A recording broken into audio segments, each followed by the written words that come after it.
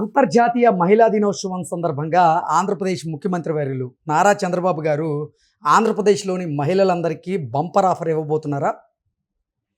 మహిళా దినోత్సవం సందర్భంగా చంద్రబాబు గారు ఆంధ్రప్రదేశ్లోని మహిళలందరికీ ఒక్కొక్కరికి అక్షరాల ₹1,00,000 చొప్పున డ్వాక్రా రుణాలను అందించేందుకు ప్రణాళికలు సిద్ధం చేస్తున్నారా అంటే అవుననే సమాధానం ఇస్తున్నారు కొంతమంది రాజకీయ విశ్లేషకులు. ఈ నేపథ్యంలోనే ఇదే అంశం మీద మనం విశ్లేషణ చేసుకుందాం. ప్రస్తుతం మనతో పాటున్నారు తెలుగుదేశం పార్టీ అధికార ప్రతినిధి అయినటువంటి సూర్యదేవర లత గారు. లత గారితో మాట్లాడదాం. లత గారు నమస్తే అండి. నమస్తే. అంతర్జాతీయ మహిళా దినోత్సవాన్ని పురస్కరించుకొని చంద్రబాబు గారు ఆంధ్రప్రదేశ్లో ఉన్నటువంటి మహిళలందరికీ బంపర్ ఆఫర్ ఇవ్వబోతున్నట్లుగా, మహిళలకి ఒక్కొక్కరికి అక్షరాల ₹1,00,000 వరకు నామినల్ ఇంట్రెస్ట్ రేటుతో ఆయన డ్వాక్రా రుణాలను అందించేందుకు ప్రణాళికలను సిద్ధం చేసినట్టుగా రకరకాల వార్తలు వస్తూ ఉన్నాయి. ఏంటి ఈ వార్తల్లో వాస్తవం ఉందా? ఒకటి, తెలుగుదేశం పార్టీ అంటేనే ఎప్పుడూ కూడా మహిళలకి అవకాశాలు కల్పించడం, మహిళల్ని ఉన్నత స్థాయికి తీసుకెళ్ళటం కానివ్వండి, అది ఒక తెలుగుదేశం పార్టీలోనే ఉందండి. అంటే ఎన్టీఆర్ గారు పెట్టిన దగ్గర నుంచి తీసుకున్నా కూడా అండి, తెలుగుదేశం పార్టీ అనేది మహిళలకి మంచి స్థానము, ఒక గుర్తింపు, విలువలు అన్నీ ఉండేది తెలుగుదేశం పార్టీలో. అంటే ఆ రకంగా చూసుకుంటే ఈ బాబు గారు వచ్చిన తర్వాతే కావచ్చు, అంతకుముందు ఎన్టీఆర్ గారి టైమే కావచ్చు, యూనివర్సిటీ పెట్టడమే కానివ్వండి, తర్వాత ఏదైతే మహిళలకి ఆస్తిలో సమానంగా ఆస్తి వాటా హక్కు కల్పించటం కానివ్వండి, ఇలాంటివన్నీ కూడా ఎన్టీఆర్ గారి టైంలో జరిగినా కానీ, తర్వాత నారా చంద్రబాబు నాయుడు గారు వచ్చిన తర్వాత, ఎందుకంటే యూనివర్సిటీలు, కాలేజీకి వెళ్ళాలంటే పిల్లలు, స్కూళ్ళకి వెళ్ళాలంటే పిల్లలు, వాళ్ళకి ఒక సైకిల్ ఉంటే బాగుంటుంది. సైకిల్ ఉంటే వాళ్ళు స్కూల్ వరకు వెళ్తారు, చదువుకోవటానికి వాళ్ళకి అవకాశాలు ఉంటుంది. అంతంత దూరం నడవలేరు.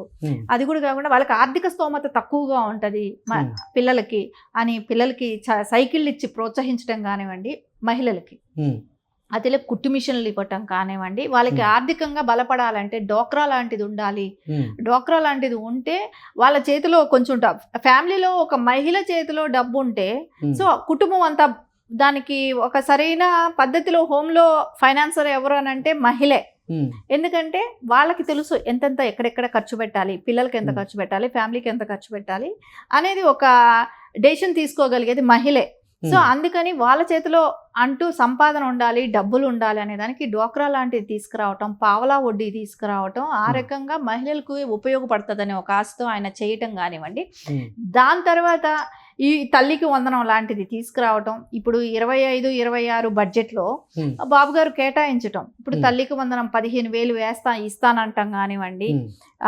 8వ తారీఖు ఎంతమంది చదువుకునేటువంటి విద్యార్థులు ఉన్నా కానీ వారికి ఒక్కొక్కరికి 15,000 చొప్పున వారి అకౌంట్లో జమాలు అయ్యేలాగా మేము చేస్తామంటూ కూడా చంద్రబాబు గారు ధీమా ఇచ్చారు. అలాగే 2025-2026 ఆర్థిక బడ్జెట్లో కూడా దానికంటూ ఒక బడ్జెట్ని అయితే కేటాయించారు.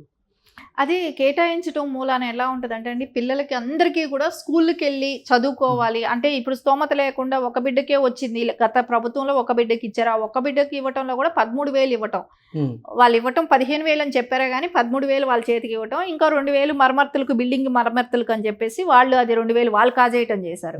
ఇక్కడ ఎలాగంటే 15,000, ఒక బిడ్డకి 15,000 అంటే ఎంతమంది పిల్లలు ఉంటే అంతమందికి వర్తిస్తుంది ఇక్కడ. సో వాళ్ళకందరికీ కూడా ఒక భరోసా, చదివించడానికి ఒక భరోసా లాంటిదే అది. సో అందరి పిల్లల్ని కూడా చదివించగలుగుతారు, ఇంట్లో ఎంతమంది పిల్లలు ఉంటే అంతమందిని చదివించగలుగుతారు. సో ఆ రకంగా వాళ్ళకి ఒక భరోసా అనేది విద్యలో కల్పించాలనే దానికి ఆయన ఇవ్వటం కానివ్వండి, అది కూడా ఉమెన్స్ డే రోజు నుంచి అది స్టార్ట్ అవటం కానివ్వండి. ఇంకొకటి ఏదైతే మహిళలకి కుట్టు మిషన్లు 1,02,832 మంది మహిళలకి కుట్టు మిషన్లు పంచటం కానివ్వండి, బీసీ, ఈడబ్ల్యూఎస్, కాపు సామాజిక వర్గానికి చెందిన వారికి 1,02,832 మంది మహిళలకి లబ్ధి చేకూరుతుంది. సో ఇది ఎవరెవరు ఏ ఏ సామాజిక వర్గానికి ఎంతంత అంటే, బీసీ వెల్ఫేర్ కార్పొరేషన్ ద్వారా వచ్చి 46,044 మందికి, ఇంకోటి ఈడబ్ల్యూఎస్ సామాజిక వర్గానికి చెందిన వారు 45,772 మందికి, కాపు సామాజిక వర్గానికి ద్వారా చెందిన వారికి 11,016 మందికి ఎంపిక చేశారు. సో దీని మూలాన అందరికీ కూడా వాళ్ళ ఎదుగుదలకి చాలా ఇంపార్టెంట్ అవుతుంది. మహిళలందరికీ కూడా వాళ్ళ కుట్టు మిషన్లు ఇవ్వబోతున్నారు. వీళ్ళందరికీ కూడా కుట్టు మిషన్ అంటేనే రోజు ఇన్కమ్ లాంటిది అది. రోజు వాళ్ళ చేతిలో మనీ అనేది ఉన్నప్పుడు వాళ్ళు ఆర్థికంగా బలపడతారు. ఫ్యామిలీస్లో కానివ్వండి, ఉన్నతంగా ఇంకొక బిజినెస్లు చేయడానికే కానివ్వండి, ఇంకా వాళ్ళ పిల్లల్ని ఇంకా బాగా చదివించుకోవటానికే కానివ్వండి, అన్ని రకాలుగా ఉపయోగపడుతుంది. సో అదేలాగా ఇంకా ₹1,00,000 ప్రతి మహిళకి ₹1,00,000 రుణం అనేది అయితే ఖచ్చితంగా ఎవరికైనా సరేనండి, ఒక చిన్న కుట్టు ఒక వ్యాపారం చేసుకోవాలి అనుకుంటే, ఒక వ్యాపారం చేసుకోవాలంటే ఒక ₹1,00,000 అనేది ఉంటే చిన్న చిన్న షాపులు పెట్టుకోవాలన్నా వాళ్ళకందరికీ ₹1,00,000 అనేది చాలా వరకు ఆర్థికంగా వాళ్ళు ఇంకా బలపడటానికి అవకాశం ఉంటుంది. ఇప్పుడు చిన్న ఊర్లలోకి వెళ్ళామనుకోండి, చిన్న చీరల ఒక బట్టల కొట్టు లాంటిది ఒక 10 చీరలు తీసుకెళ్ళుకుంటారు, అమ్ముకుంటారు. ఇట్లా ప్రతి దానిలో కూడా వాళ్ళకి ఒక చిన్న కొట్టు పెట్టుకోవచ్చు, ఒక షాప్ పెట్టుకోవచ్చు. మహిళలకి ఇంకా ఏమైనా ఫ్యాన్సీ స్టోర్లు ఉంటాయి కదా, అట్లాంటివి పెట్టుకోవచ్చు. ఇట్లాంటి రకరకాలుగా వాళ్ళు పెట్టుకొని నడుపుకునేదానికి వాళ్ళకి ఒక ఆర్థిక భద్రత అనేది ఒకటి చేకూరుతుంది మూలాన. సో ఇవన్నీ కూడా మహిళలకి ఎప్పుడూ కూడా తెలుగుదేశం పార్టీ అనేది ఒక భరోసా అయిన పార్టీ. మహిళలు ఇంకా ఆలోచించుకోవాల్సిన అవసరం లేదన్నట్టు నారా చంద్రబాబు నాయుడు గారు తండ్రి స్థానంలో ఉండి ఆయన ఆలోచన విధానం ఏంటంటే మహిళలకి వాళ్ళ ఆర్థిక భద్రత కోసం మనం ఏదైనా చేయాలి. అదే ఉద్దేశంతోనే కదా భువనేశ్వరి గారు కూడా స్కిల్ డెవలప్మెంట్ కార్పొరేషన్ అనేది తీసుకురావటం కానివ్వండి, ఎన్టీఆర్ ట్రస్ట్ నుంచి కూడా మహిళలకి ఏదైనా స్కిల్స్ నేర్పించి వాళ్ళని స్కాలర్షిప్లు ఇవ్వటం కానివ్వండి, వాళ్ళ విద్యల్లో నైపుణ్యం కలిగించటం కానివ్వండి, వాళ్ళంతటా వాళ్ళు కాళ్ళ మీద నిలబడేటట్టు అదేలాగా ఎన్టీఆర్ ట్రస్ట్ కూడా పనిచేస్తుంది. అదేలాగా నారా చంద్రబాబు నాయుడు గారు కూడా మహిళల్ని ఉన్నత స్థాయికి తీసుకెళ్తే రాష్ట్రం సుభిక్షంగా ఉంటుంది. ఎప్పుడైతే ఒక ఇంటికి మహిళ చేతిలో డబ్బు ఆడింది అనుకోండి, ఖచ్చితంగా ఆ కుటుంబం ఆర్థికంగా బలపడినట్టే, కాబట్టి రాష్ట్రం అంతా కూడా బలపడినట్టే లెక్క అవుతుంది.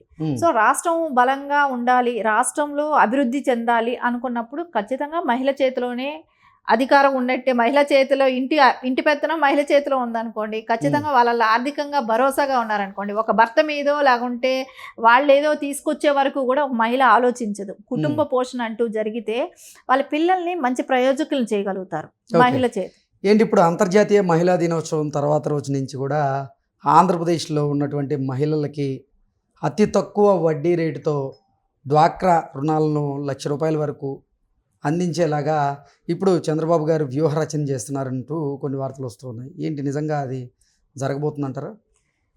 అది ఇవ్వాలనే ఉద్దేశం నారా చంద్రబాబు నాయుడు గారు డిసైడ్ అయిపోయినప్పుడు ఖచ్చితంగా ఆయన ఇస్తారు, చేస్తారు. ఆయన ఆల్రెడీ డిసైడ్ అయ్యారు కాబట్టి అది ఖచ్చితంగా ఆయన మహిళలందరికీ కూడా ఒక శుభవార్త లాంటిదే ఇది. ఈ శుభవార్తని అందరూ కూడా ఆల్రెడీ అందరూ షేర్ చేసుకొని మంచిగా హ్యాపీగా ఉన్నారు. 8వ తారీఖు ఎప్పుడు వస్తుందా అని వెయిట్ చేస్తున్నారు. ఎందుకంటే కుటుంబిషన్లే కావచ్చు, ఆ అమ్మకి తల్లికి వందనం లాంటి ఇది ఉంది, అది కానీ ₹1,00,000 రుణం కావచ్చు, మహిళలకి అంటే బంపర్ ఆఫర్ లాగా ఉందన్నమాట. ఈ 3 ఇవి కూడా ఈ మహిళా దినోత్సవం వచ్చి సెలబ్రేట్ చేసుకుంటారు మహిళలందరూ కూడా. ఆంధ్రప్రదేశ్ మహిళలందరికీ కూడా ఒక సోదర స్థానంలో ఉన్న నారా చంద్రబాబు నాయుడు గారు అందరికీ కూడా ఒక భరోసా అనేది కల్పించడం జరిగింది. ఓకే అండి, థ్యాంక్ యూ సో మచ్. నమస్తే.